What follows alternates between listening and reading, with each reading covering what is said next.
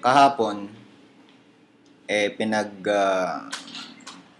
lecture ako ng isang malaking kumpanya o malaking taxpayer tungkol sa BIR Form 1700. Kulang-kulang na 20 managers yung training sa akin at nakakagulat. Lahat sila hindi pamilyar.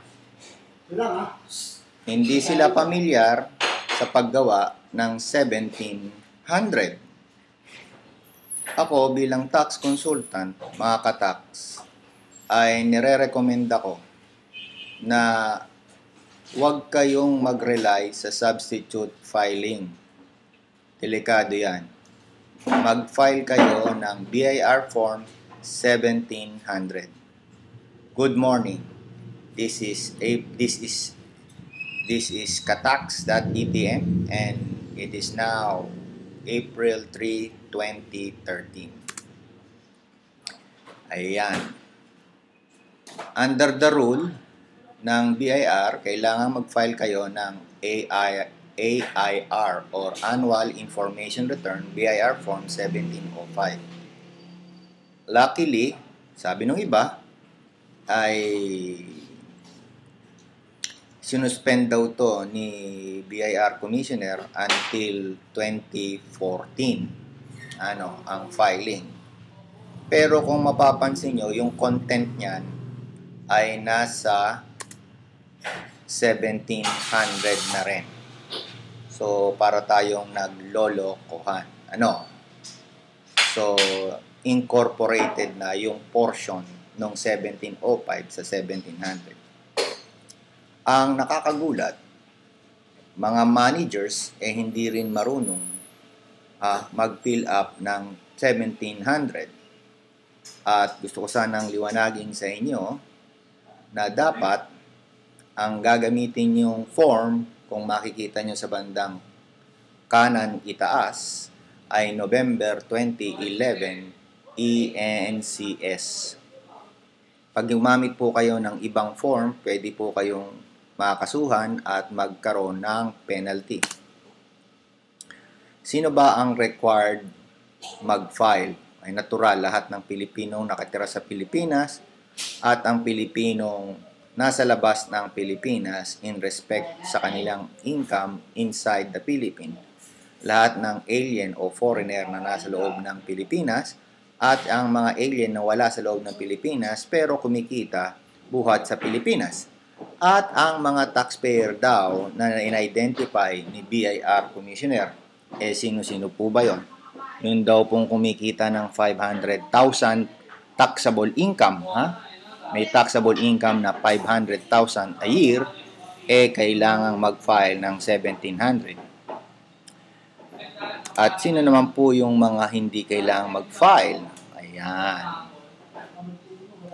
Yun daw pong eksakto lang yung PE at AE, personal exemption and additional exemption sa kanilang income. Yun daw purely compensation. Hindi totoo ito kasi lahat ng tao meron pong passive income. So, hindi sila purely compensation.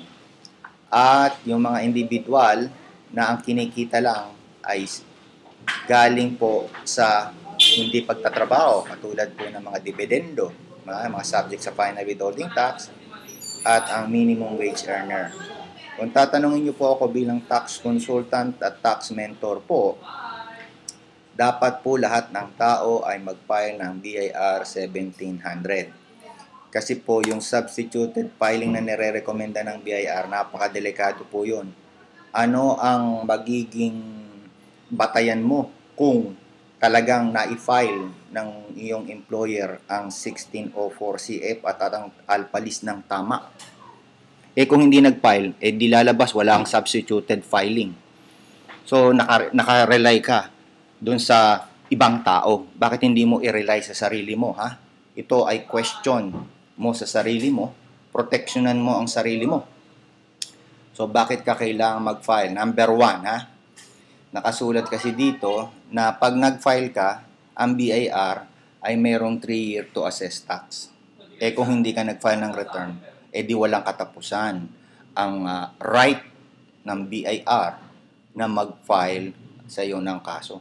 Anytime, halimbawa, hindi ka nag-file ng 2012, ang BIR pwedeng mag-audit ka kahit na 2050 na, kahit na ikaw ay senior citizen na.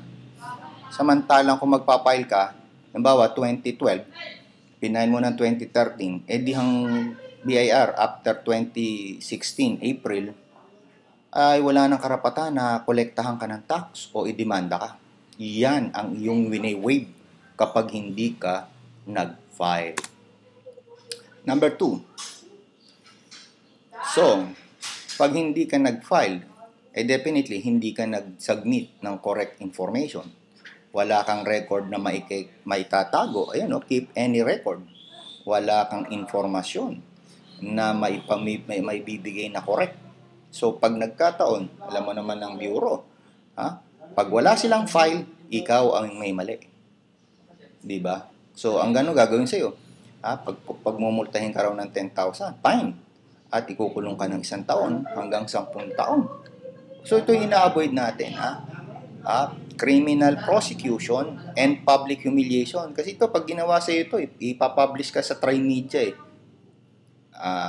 sa broadsheet, sa tabloid, sa TV, sa radyo.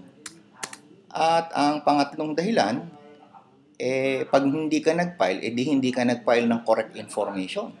So, bawat incorrect information mo, sabi rito, may 1,000 kang penalty.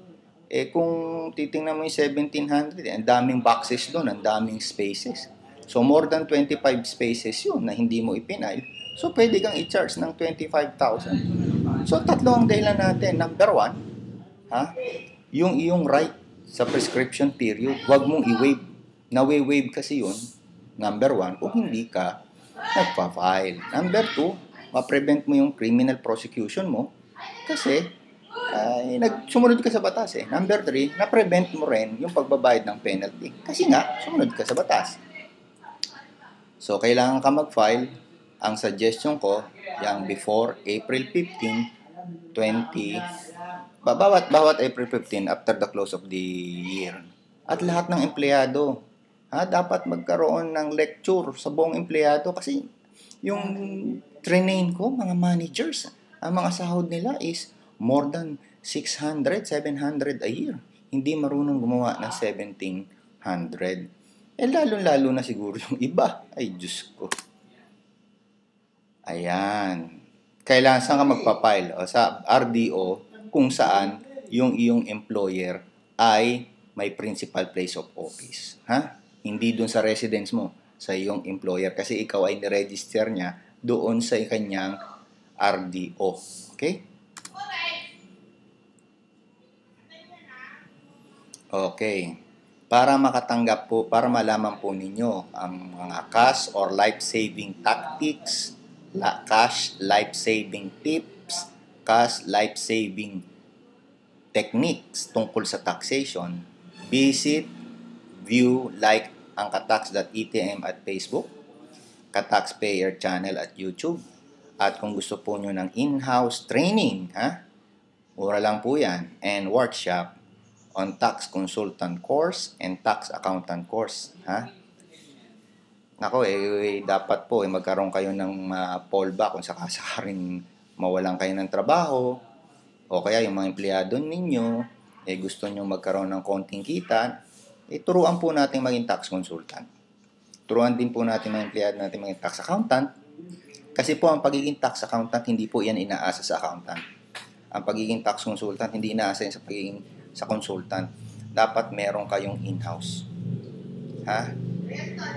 Kasi karamihan hindi wala naman pong eskweleng nagtuturo niyan. So paki-email nyo lang si kataxpayer@gmail.com. I-text nyo ako sa 0922-801-0922 o tumawag sa 569-2885, 569-2886 at 569-2887. Hanggang sa muli mga ka-tax, ito po ang inyong ka-tax ETM. Maraming salamat po. Thank you very much.